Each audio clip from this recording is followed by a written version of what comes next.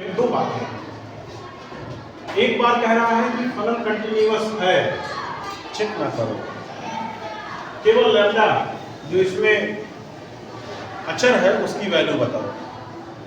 दूसरा, जब आप लैम्डा की वैल्यू बता लो तब आप चेक करके बताओ कि x बराबर 1 पर भी क्या ये सतत है। ठीक है, तो दो चीजें हैं इसमें। तो पहले तो कह रहा है सतत है, लैम्डा की वैल्यू निकालो। तो इसका जो फर्स्ट पार्ट करेंगे, बिंदु x बराबर 0 दिया है, तो सबसे पहले x बराबर 0 पर हम फंक्शन की वैल्यू उसका RHL या LHL जो भी निकालना होगा निकालेंगे। फंक्शन समझ में आ रहा है, फलन समझ में आ रहा है। फलन lambda into x square minus 2x कब? जब 0 या 0 से छोटा, 0 से छोटा या 0 मतलब कोई भी नेगेटिव नंबर। और फलन का मान 4x प्लस 1 कब? जब x का मान 0 से बड़ा है। ठीक है, मतलब अगर आप इसको संख्या रेखा पर बनाएं तो ये 0 है, 0 से बड़ा, 0 से बड़ा का मतलब कोई भी धनात्मक संख्या, तो उस पर फंक्शन का मान कितना है? 4x plus 1। और 0 से छोटा और 0 को शामिल करते हुए आप अगर कोई वैल्यू लेते हैं तो फंक्शन की value lambda into x square minus, समझ रहे? इसका मतलब इस फलन के लिए सारी जानकारी हमारे पास है, चाहे प्लस इनफाइनाइट तक जाना हो और चाहे माइनस इनफाइनाइट से शुरू करना हो। ठीक है, सारी जानकारी हमारे पास है, लेकिन हमको बहुत ज़्यादा नहीं, 0 पर ही जानना है या 0 पर ही लेकर के चलना है। तो x बराबर 0 पर सबसे पहले फंक्शन की वैल्यू निकालो। फंक्शन की वैल्यू 0 पर निकालने के लिए ऊपर वाला ही तो लेंगे, बोलो ऊपर वाला लेंगे तो x बराबर 0 पर फंक्शन की वैल्यू क्या होगी भाई? फंक्शन की वैल्यू 0, यहाँ पे x की वैल्यू 0, यहाँ x की वैल्यू 0, यहाँ x की वैल्यू 0, तो क्या मिलेगा? लैम्डा इंटू 0 माइनस 0 मिला तो कितना आएगा? हो गया। अब इसके बाद फंक्शन का LHL निकालें। तो LHL का मतलब है 0 से कम के लिए, 0 से कम के लिए फंक्शन की वैल्यू निकालें। 0 से कम का मतलब हो गया 0 में से कुछ थोड़ा कम करो, तो हम 0 में से थोड़ा कम करते हैं कितना? h, और ये h इतना थोड़ा है कि लगभग 0 मान लेते हैं। ये जो 0 माइनस h है इसको हम माइनस h कर देंगे, तो limit h tends to 0 f जो x है, अब वो x नहीं रहेगा, क्या बनेगा? माइनस। अब बताओ f माइनस h निकालना है। fx यहाँ भी लिखा है, fx इसका भी है, तो आप बताओ f माइनस h किससे निकालोगे? ऊपर की नीचे? ऊपर वाले से, क्योंकि आप क्या निकाल रहे हैं? LHL, 0 से कम।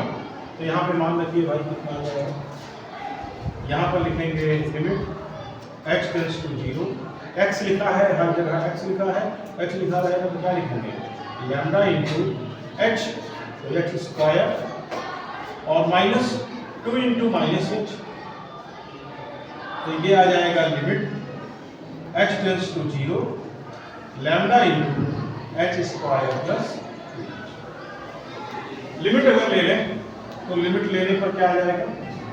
लिमिट लेने पर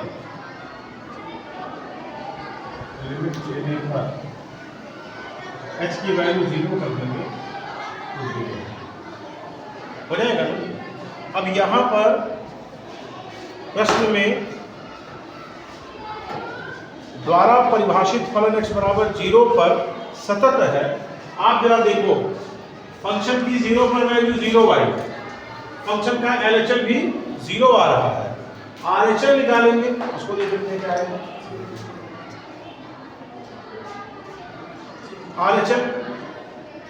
RHL अगर निकालें, लेकिन RHL निकालेंगे क्यों? समझो, हम लोगों को तो लैम्डा की वैल्यू निकालनी है ना, लैम्डा की वैल्यू निकालनी है, और लैम्डा कहाँ दिया हुआ है? 0 से कम वाले पर, इसमें तो लैम्डा है ही नहीं, और RHL निकालेंगे तो इसको लेना पड़ेगा, तो यहाँ तो लैम्डा है ही नहीं, तो लैम्डा का मान आएगा कहाँ से? नहीं आएगा। मैं समझ रहा हूँ। और जो बाकी जिसमें दोनों में हमको लैम्डा मिलना था, वहाँ यहाँ भी और यहाँ भी लैम्डा गायब हो गया। ठीक, क्या कहेंगे? अब ये कहेंगे कि चूंकि फंक्शन की वैल्यू 0 या फंक्शन का LHL दोनों ही लैम्डा से स्वतंत्र हो गया, इसका मतलब लैम्डा यहाँ पर लैम्डा हो या 2 हो या 5 हो या 10 हो या -50 हो, कुछ भी हो, हमेशा 0 ही तो आएगा। बोलिए, तो जो पूछा है कि x बराबर 0 पर सतत है तो लैम्डा की वैल्यू बताओ, और लैम्डा जब गायब हो जा रहा है तब क्या कहेंगे? तो कहेंगे कि जो कंटिन्यूटी है वो लैम्डा पर डिपेंड नहीं करती है, यानी लैम्डा का मान कुछ भी हो, समझ रहे हो ना? लैम्डा की वैल्यू कुछ भी हो, हमेशा ये क्या मिलेगा? 0 ही मिलेगा। ठीक है, तो यहाँ पर इन दोनों से ये बात पता चल गई, इसमें भी लैम्डा गायब, इसमें भी लैम्डा गायब, तो आप कह सकते हैं कि चूंकि फंक्शन की 0 पर वैल्यू तथा फंक्शन का LHL दोनों ही लैम्डा से स्वतंत्र हैं, इसलिए लैम्डा का मान कुछ भी हो सकता है, कुछ भी हो सकता है। अर्थात आप लैम्डा के लिए कह सकते हैं कोई भी वास्तविक नहीं। क्यों? लैम्डा कोई भी क्या हो सकता है? वास्तविक नहीं।